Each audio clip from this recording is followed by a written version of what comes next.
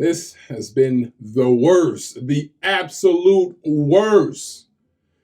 The Panthers are terrible. The Lakers are horrendous. I barely lost in fantasy football. The wife left me. The kids don't love me. She took everything. Jesus Christ. What an interesting turn of events. I remember when the Panthers beat the Cardinals a month ago in Cam's first game back. I was riding high. I think the Lakers won that day. I think I dominated in fantasy football.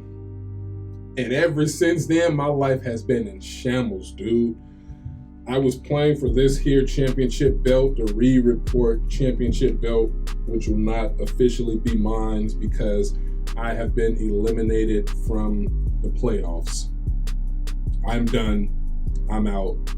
So we will have Brother Imani or Brother Rob, who will be crowned the champion next week, the inaugural reedreport fantasy football champion. Belt won't stay in the family because my brother also lost. But yeah, honestly, other than all of that, this fantasy football season has been a blessing. It's been great. I'm loving it. I had fun doing so.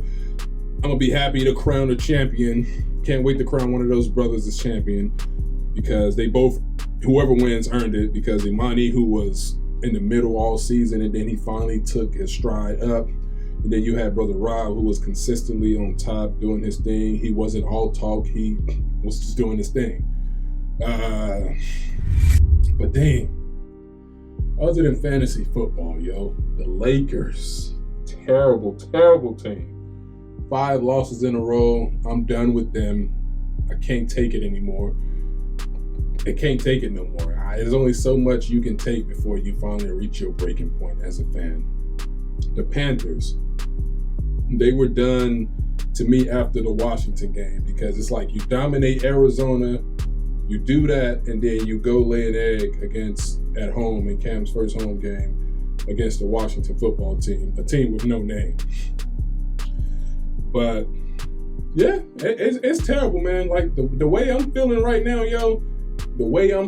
now, I ain't good company. I ain't good sports company. I was just talking to my brother Moses, and we're going to do a stream about the Lakers. We're going to get all of that out there because it's terrible what the Lakers are and what they're about to, become. Like, what's about to happen down the road with that team is nothing pretty.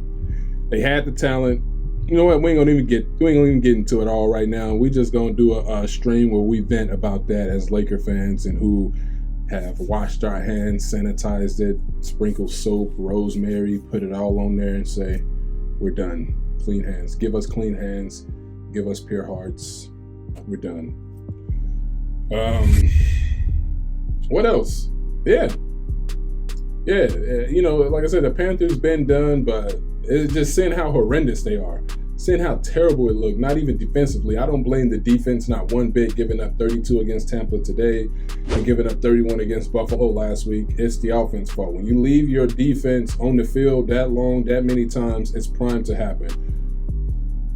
Defense comes on the field, they force a 3 and out. Then the Panthers offense come on, they go 3 and out. The opposing team defense come back on the field. Our defense force another 3 and out. Our offense come back on, another quick 3 and out.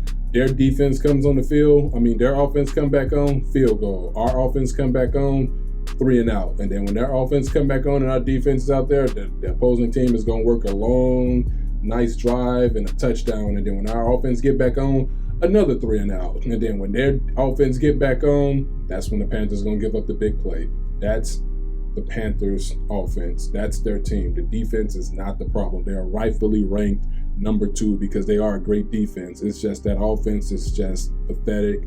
It's horrible to watch. I forgot what point of the game because I was watching the game because Imani, my opponent in fantasy football, had Antonio Brown. So I didn't care if the Panthers won or not. The season's over. I was just watching to see how AB would do, and he did solid. So I was watching for that reason. But like I said, sports, when a team is playing horrible football, when they're playing horrible baseball or basketball or anything, it's tough to watch. When you are someone who watches this and knows how it works. You know how the game should be played and how it should be going and what this team should be doing. And when I just, it's hard for me to sit through someone play a sport they are professionals at, getting paid millions to do, and they are horrible at it. And I can make that judgment. It's fair to say that. It's not to say that I could go out there and do better. Of course I can, but I know the standard of being a millionaire professional athlete. I know what you should be doing out there. I may just go Oakland. I got that from an A's game this past summer when the Angels came up to play the A's. Yeah, sports therapy. Anybody want to be up here on sports therapy? Anybody want to vent and let loose and let it out? Good or bad, just talk about it. Let me know. And we'll work on getting you on the Reed Report so you can vent about your team like I'm venting about mine. Fantasy football is over. The Lakers are over. The Panthers are over. The Angels ain't going to be much better when baseball starts. It's a good thing that I watch sports and I don't just watch just my teams, because I wouldn't be able to do it. I wouldn't be able to do it. And it's just terrible. It's terrible. I had to vent about this. Appreciate y'all for hearing me out. Be sure to like, share, comment, subscribe. Again, this is some sports therapy for you. If you want to come up, talk about your problems, let me know. I will be here to ask the questions and to try to come up with a solution. I may tell you to find another team. So just be prepared. It'll be my suggestions. But appreciate y'all for hearing me out, and I'll see y'all soon.